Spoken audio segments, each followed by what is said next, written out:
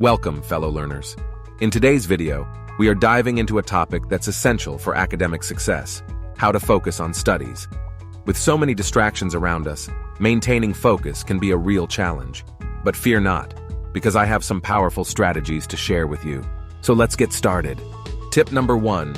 Create a conducive study environment. Find a quiet, clutter-free space where you can concentrate without interruptions. Remove any distractions such as your phone or unnecessary gadgets.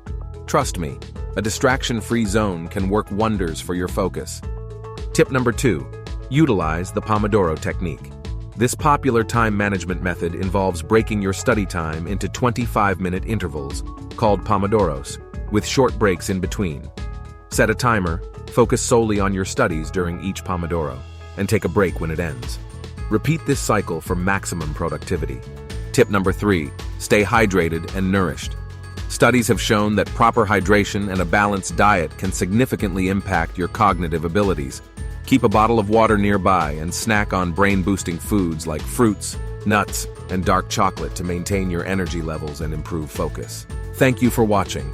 If you found this video helpful, don't forget to give it a thumbs up and subscribe to our channel for more educational content. And as always, stay focused and keep learning. See you in the next video.